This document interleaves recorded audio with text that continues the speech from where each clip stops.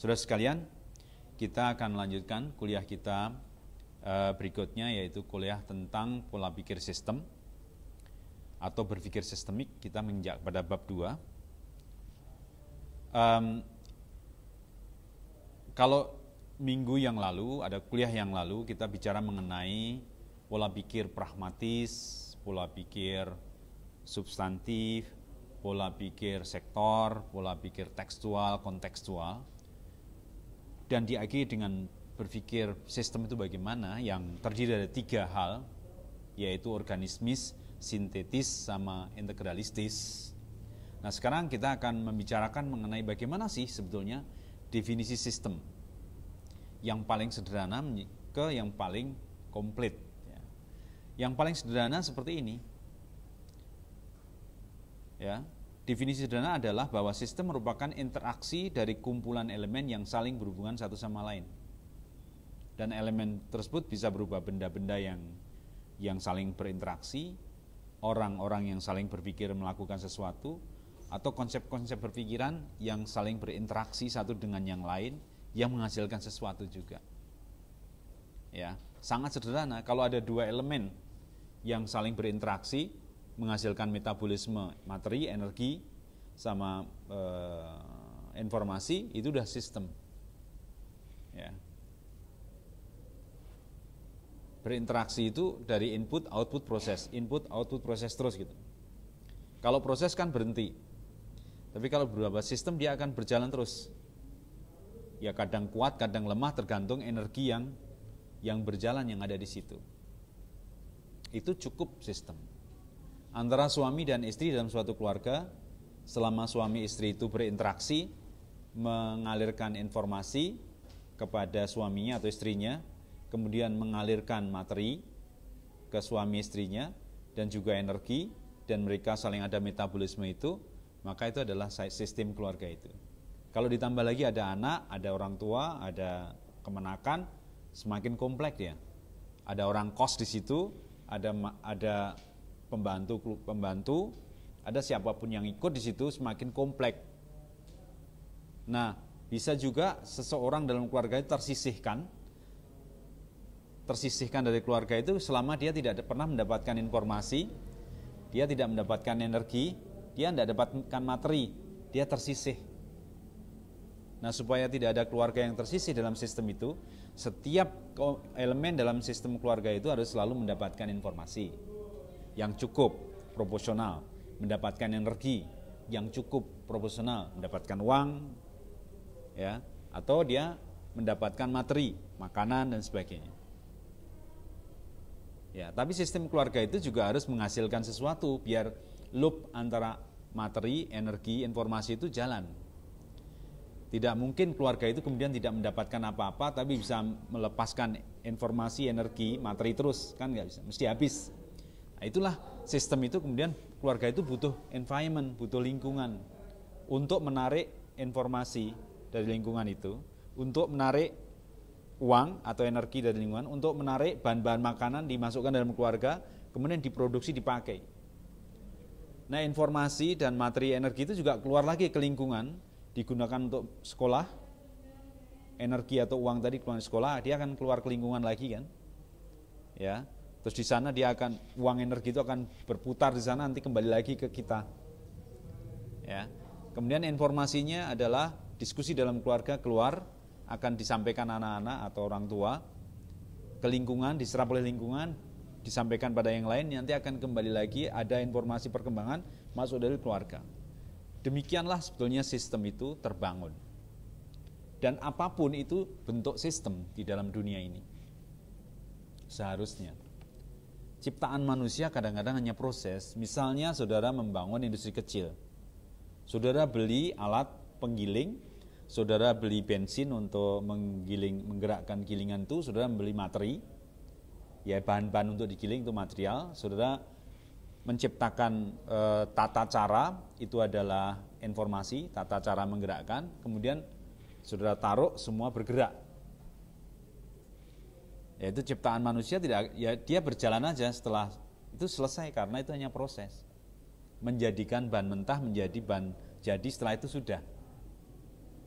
Itu bukan sistem, itu hanya proses. Kalau itu yang kita lakukan, maka kita sebetulnya tidak melakukan secara sistemik. Kalau sistemik adalah input berupa materi, energi, sama informasi itu butuh dana input itu. Kita harus catat itu sebagai satu inputan yang nanti harus ada output yang menggantikan input ini. Bahan itu ada informasi dari belajar, kita butuh dana untuk belajar kan, berarti informasi itu ada belajarnya di situ, ada bahan, ada energinya. Masuk dalam satu proses, kemudian menghasilkan output makanan misalnya, makanan tertentu, makanan itu harus dijual lagi kan, dijual lagi agar dia akan menghasilkan entalpi untuk input lagi, membeli bahan lagi, membeli informasi lagi, membeli energi lagi. Inilah baru proses sistemik namanya. Kalau kita berpikirnya di proses, ya udah berhenti di situ, masih kurang panjang sekali. Itu baru metabolisme yang nampak. Ini perlu dikontrol lagi supaya jalannya bagus, supaya semakin lama semakin menjadi spiral yang besar. Maka perlu orang yang mengontrol, mengawasi. Sistemnya tahap pertama jalan seperti itu, tahap kedua harus lebih baik lagi. Inputnya diperbesar, prosesnya diperbaiki, outputnya akan menjadi besar. Kalau output besar, outcome-nya harus bagus, penjualannya harus bagus, untungnya harus banyak. Agar apa? Agar dapat input lebih besar lagi, masuk dalam proses lagi, terus gitu. Akhirnya menjadi besarlah upaya kita karena ada orang yang mengkontrol ya, proses itu. Ada lagi setelah kontrol, tidak cukup kalau kontrol, harus ada tim perencana. Kalau sudah berjalan seperti itu, kita rencanakan lebih besar lagi atau diversifikasi sistem, satunya bergerak ke sini, satunya bergerak ke hal baru, harus direncanakan. Nah, kalau sudah pakai perencana, implementator, evaluator, controller, sistem yang sempurna, berjalan gitu. Ya, gitu.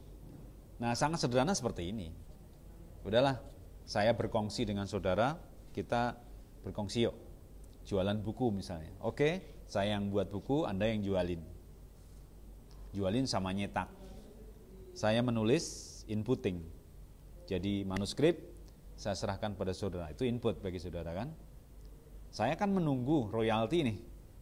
Kalau saudara cetak kemudian saudara distribusikan tanpa ada outcome yang membuat saya bisa hidup lagi, nulis lagi, berhenti sistem itu. Tapi kalau hasilnya, outcome-nya adalah penghasilan yang bagus, kemudian saudara berikan kepada saya lagi, agar saya punya energi untuk menulis lagi, nah itu baru sistem, jalannya bagus. Sebetulnya berpikirnya sangat sederhana itu. Tapi ya nanti kita lihat, kalau kita pengen jadi ahli sistem, ada 18 poin yang harus kita ketahui. Ya. Definisi sederhana ini belum masukkan unsur-unsur yang lain, misalnya unsur keterpaduan, unsur interaksi, unsur kolaborasi, unsur sharing, unsur sinergi, planning, tadi perencanaan, implementation, evaluasi, mekanisme, input, proses, output, tujuan, target, environment, keterbukaan, scope, ya, strategi, belum masuk di situ. Nah, kalau kita membuat definisi yang bisa memasukkan itu semuanya, saudara sekalian, nah baru itu sistem itu sempurna. Sistem itu memang benar-benar kita pikirkan. Ya. Nah, definisi yang lengkap seperti ini ya, adalah bahwa sistem merupakan keterpaduan holisme antar elemen ya, atau subsistem yang saling berinteraksi. Tadi kata-kata interaksi penting. Berintegrasi penting lagi, sharing penting lagi, sinergi, kolaborasi untuk suatu tujuan tertentu dengan proses, mekanisme, metabolisme, load, feedback, input, proses, output tertentu dengan target yang jelas, produk berupa barang dan jasa, dan waktu pencapaian tertentu dengan mekanisme kontrol, perencanaan, pelaksanaan dan evaluasi secara kontinu, bersifat terbuka sistem itu agar dapat menyerap informasi, materi, dan energi dari lingkungannya. Tanpa itu dia akan mati, tidak ada sistem yang berdiri sendiri. mempunyai batasan-batasan tertentu, dia tidak lepas begitu saja menjadi mencair, tapi dia punya batasan tertentu dan berada atau terkait dengan pada lingkungan tertentu. Itu adalah sistem yang sempurna. Ya. Gitu. Saudara sekalian, nah setelah itu saya ambil unsur-unsur sistem itu yang mana unsur-unsurnya itu. Yang pertama elemen. Berarti ada sistem besar tadi, ada inti sistem, ada subsistem. Itu adalah elemen-elemen sistem. Ada intinya yang berpengaruh sangat dominan di dalam sistem itu. Ya, ada sistem secara keseluruhan. Kemudian ada sistem dan sub-subsistem kecil-kecil. Dan tidak pernah habis subsistem itu sampai yang paling kecil. Sampai ke individu kalau dia dalam manajemen. Individu pun juga masih dipecah menjadi dua, pola pikirnya dan pola tindaknya, feelingnya dan sebagainya ya. Bisa dipecah-pecah menjadi banyak sekali. Kemudian unsur berikutnya adalah hubungan antar elemen. Hubungan itu adalah organismis, interaksi, sinergi. Ya. Hubungan itu kan dia organismis bahwa kita itu salah satu organ dalam sistem itu. Kalau satunya rusak, yang lain akan terpengaruh. Tidak mungkin yang lain tidak akan rusak. Akan juga terpengaruh. Ya. Itu organ. Kalau misalnya paru-paru kita terserang TBC, mesti jantung akan terpengaruh juga, otak akan terpengaruh. Ibaratnya satu organ. Kalau dalam satu keluarga, kalau anaknya sakit, semua sistem itu menjadi terpengaruh, menjadi susah semuanya kan. Pekerjaan nggak optimal dan sebagainya. Yaitu adalah organismik, sifat organisme sebagai suatu organ. Interaksi, tidak ada dua elemen dalam sistem yang tidak berhubungan. Jadi berinteraksi. Dan sinergi, ya saling memberikan kemampuannya bersinergi. Kalau satunya bisa jahit, ya satunya bisa membeli kain, terjadilah mesin jahit, menjahit pakaian dan sebagainya. Kalau satunya punya pompa, satunya punya generator, turbin kopel pompa bisa memompa air. Itu selalu sinergi di dalam sistem itu, berhubungan antara satu elemen dengan elemen yang lain. Maka menafikan hubungan antar elemen itu adalah tindakan yang asistemik. Ya, menyederhanakan boleh, tapi menafikan bahwa ada interaksi itu adalah tindakan yang asistemik. Menafikan ada kaitannya keberhasilan program ini dengan mahasiswanya itu adalah tidak sistemik. Menafikan keberhasilan program dengan alumni itu juga tidak sistemik. Menafikan keberhasilan program juga dengan stakeholder yang lain yang ada di luar sana itu juga tidak sistemik. Ya, menyederhanakan boleh, tapi menganggap tidak ada padahal ada itu tidak sistemik. Ya. Kemudian unsur yang lain adalah metabolisme. Nah, ini yang paling kalau menurut saya penting sekali metabolisme itu. Anda punya elemen, Anda punya komplit elemen sistem itu, dan informasi, energi, sama material juga ada di situ, tapi metabolismenya itu terganggu atau tidak terpikirkan untuk digerakkan, maka tidak jalan. Ada mahasiswa, ada dosen, ya, ada administratur, dananya ada, tempat lab ada, kurikulum ada. Kalau tidak ada metabolisme, mereka hanya elemen-elemen mati yang tidak berdaya. Mahasiswanya juga diam, dosennya diam, ya, administrasinya diam semuanya. Itu yang disebut sistem yang mati karena metabolisme tidak diciptakan. Nah, untuk menciptakan metabolisme harus memang ada proses yang ditulis, ada aliran dana dari satu titik ke titik yang lain, ada aliran informasi dari titik ke titik yang lain, dan ada aliran energi dari satu titik ke titik yang lain. Dan metabolisme itu paling penting. Begitu Anda melihat metabolisme itu lemah, kecepatan metabolisme itu lemah, Anda sebagai seorang system thinker, oh ini tidak bisa kalau dibiarkan, ini harus digerakkan, dipercepat. Bagaimana mempercepat? Mengakselerate-nya bagaimana?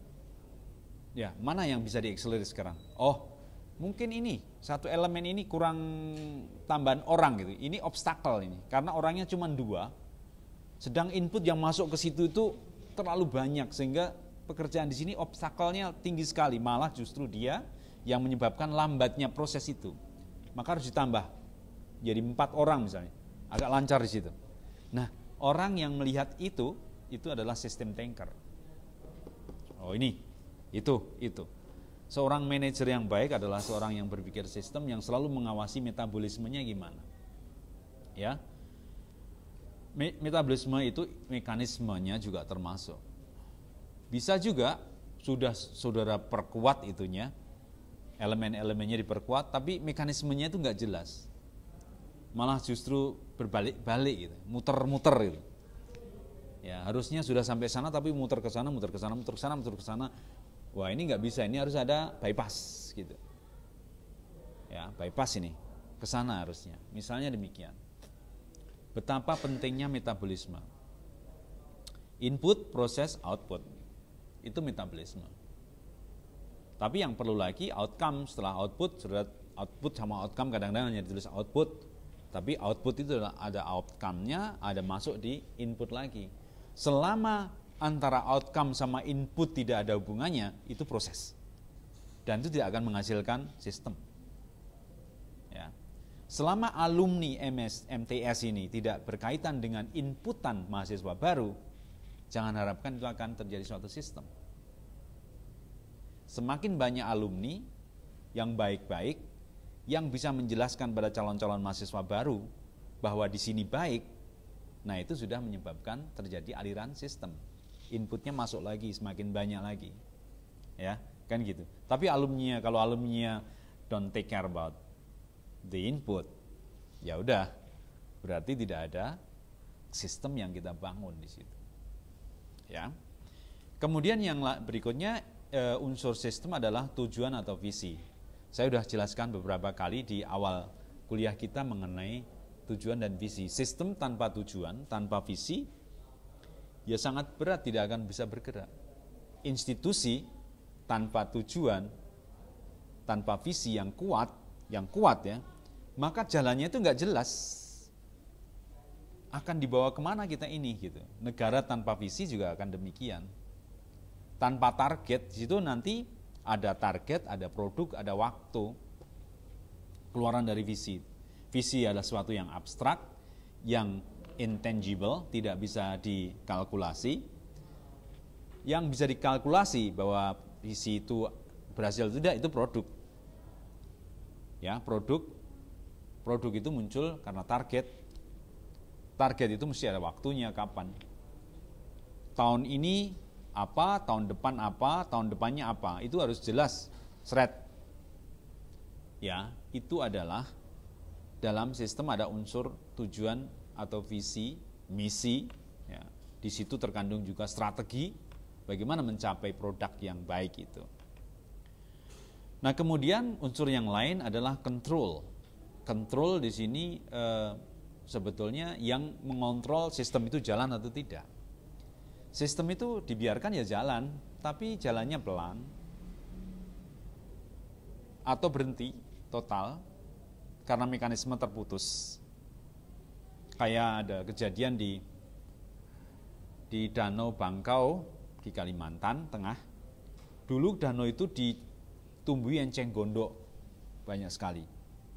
Kemudian ada pedagang yang datang untuk meminta para petani, nelayan untuk mencarikan enceng gondok. Ya, udah kemudian dibeli. Terjadilah sistem inputnya petani ngambil enceng gondok, dikasihkan pada pedagang, pedagangnya dibawa ke pasar, dapat uang, terus ya. Tapi tidak ada yang ngontrol ini. Siapa ini yang ngontrol ini? Alamiah aja gitu. Tiba-tiba pedagangnya tadi pergi, pindah entah kemana, mati sistem itu. Nah, kalau ada yang ngontrol di sini, ada orang yang berpikir ini ada suatu sistem yang sudah berjalan, ayo kita organisir itu sistem itu, ada controllernya. Kalau nanti pedagangnya ini pergi gimana sebelum terjadi itu? Oh, kita harus cari pedagang pendampingnya. Kalau ini pergi ada satu lagi. Nah, selama sistem itu tidak ada pengontrolnya, hanya berjalan begitu saja, itu sangat berbahaya. Selalu mesti harus ada board meeting regularly atau board members. Kalau di MNS ini misalnya board membernya saya sama Pak Anan, itu harus ngontrol betul. sampai pada elemen-elemen mahasiswa ini semangatnya bagaimana ini. Apakah dia bingung? Itu harus dipikirkan semuanya, sehingga jalan itu sebelum terjadi sesuatu udah ada solusinya, jalan terus. Begitu saudara tidak menciptakan controller, orang-orang yang memelihara atau menggerakkan sistem itu, atau penggerak sistemnya itu tidak tahu atau tidak memikirkan, maka ya udah tidak ada perkembangan. Kalau satu kabupaten terpilih seorang bupati yang tidak tahu sistem, tidak menggerakkan, tidak sebagai controller, dia hanya menikmati jabatan kesana kemari tanpa program yang jelas dan sistemik, maka 5 tahun stagnan. Hanya sekedar menjalankan program yang tidak sistemik, tidak berbuah sesuatu yang secara otomatis bergulir terus. Dan itu banyak yang terjadi. Ya. Stagnan itu berarti tidak ada sistemnya, nggak jalan. Lihat aja kalau satu institusi dia berhenti, stagnan, ya kolaborasinya tetap itu aja, misalnya gitu. Jumlah mahasiswanya tetap itu aja. Kualitasnya tetap itu aja. Itu stagnan. Berarti tidak ada kontrol tadi. Kontrolernya itu nggak ada. Di dalam kontrol dia ada perencanaan, ada implementasi, ada monitoring dan evaluasi. Semakin dinamis mereka melakukan itu, semakin bagus itu sistem. Kalau ada sesuatu kecil aja udah tahu, kontrol sudah board meeting, ketemu, ini ada masalah kecil ini, kita selesaikan.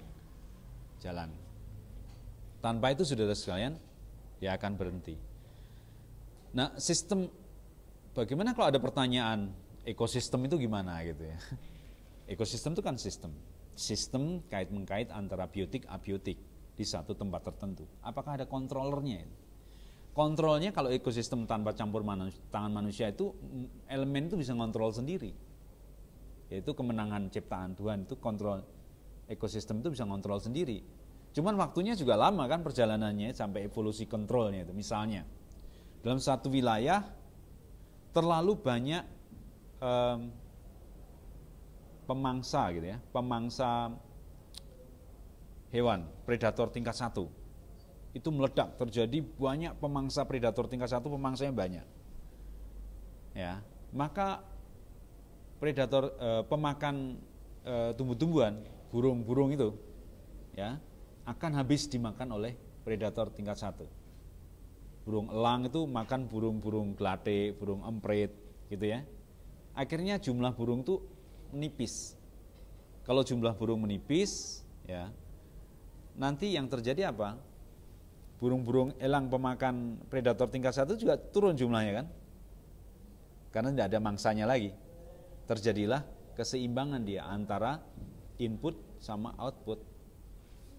Itu alam. Tapi kalau ciptaan manusia nggak bisa terjadi, berhenti itu aja. Ya. Gitu. Kalau ya ketidakseimbangan bisa diciptakan oleh manusia, sistem yang misalnya ada hutan, kita tembak aja semua binatang predator tingkat 1, jadi elang, burung-burung elang itu kita matiin semuanya, sehingga tidak ada yang memakan ini, tidak ada pemangsa. Apa yang terjadi? Terjadi ledakan burung-burung pemakan daun, pemakan insekta, banyak sekali. Akhirnya insektanya yang kemakan gitu. Jadi tidak seimbang.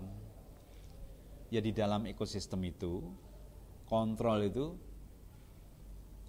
fungsinya menyeimbangkan antara input, proses, output.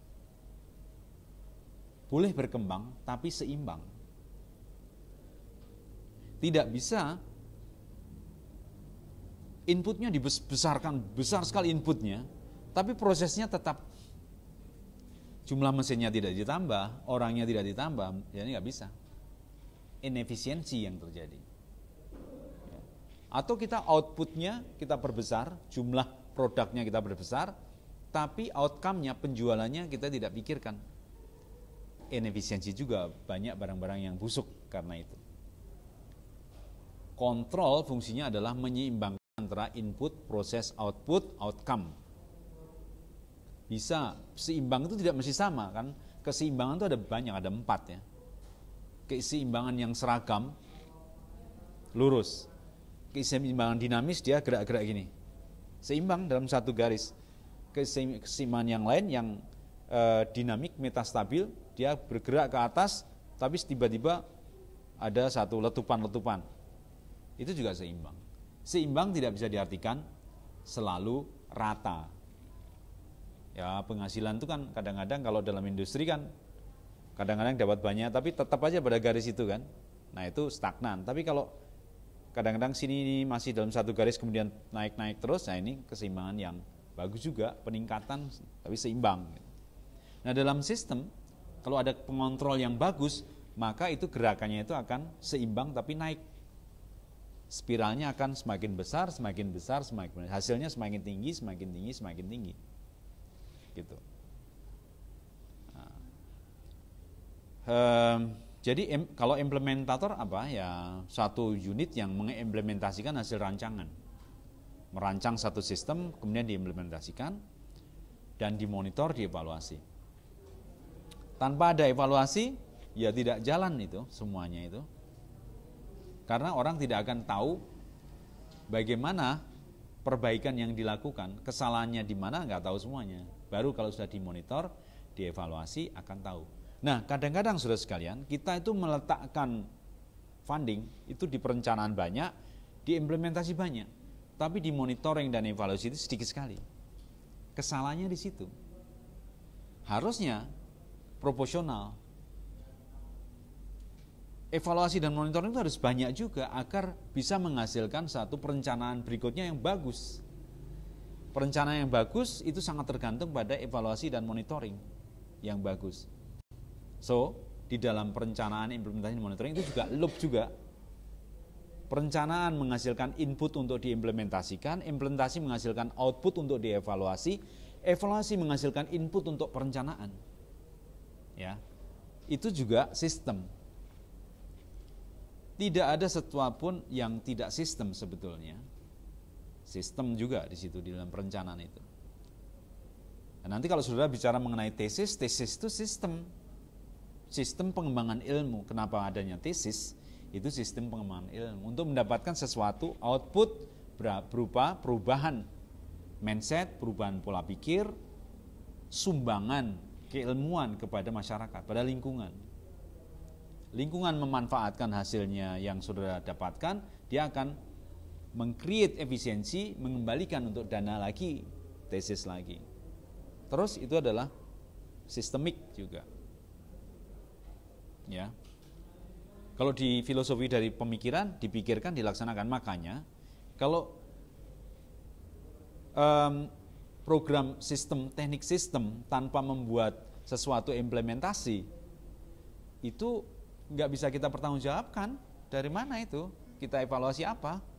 Menyelesaikan apa? Sistem apa yang kita buat? Tidak ada. Tapi kalau sudah dipikirkan masa-masa, dirancang masa-masa, didesain masa-masa, udah benar, kemudian dicobakan, baru mendapatkan hasil, baru dievaluasi. Kurangnya ini, kurangnya ini untuk informasi perencanaan berikutnya. This is a system thesis. Tanpa itu gimana saudara mau evaluasi? Mengevaluasi pemikiran hasilnya juga pemikiran. Sedangkan sistem itu adalah kombinasi antara pemikiran dan realitas. Gitu. Baik, kemudian lingkup saudara sekalian. Lingkup itu lingkungan, pertama lingkungan. Sistem adalah keterkaitan antara elemen-elemen dan lingkungannya. Karena lingkungan adalah sumber energi, materi, dan informasi tadi. Ya. Sifatnya sistem tadi terbuka, tapi dia memiliki batas. Batas itu gunanya untuk interaksi. Ya. Kalau tidak ada batasnya nggak jelas ya gimana sistem itu. Pada dasarnya sistem itu kait-mengkait tak terbatas. Tapi untuk mempelajari suatu sistem, menggerakkan suatu sistem, Anda harus membatasi. Harus membatasi bukan memutus ya, membatasi itu bukan memutus rantai, tapi membatasi lingkup rantai itu. Tidak diputus, kita tahu kalau ada hubungan itu. Ada hubungan, tapi dalam konteks ini akan kita batasi pada beberapa elemen ini. Elemen yang lain tidak terputus, tapi tidak kita bicarakan di sini. Ya. Nah itu kalau saudara kumpulkan semua, jadilah unsur-unsur dalam sistem itu yang perlu saudara perhatikan. Tuh 2, 3, 4, 5, 6 kali 3, 18 saya bilang. 18. Yang lainnya saudara bisa turunkan dari ini semuanya. Ya. Baik, saya kira saya tutup untuk sesi pertama, kita bisa dilanjutkan tanya jawab. Silakan.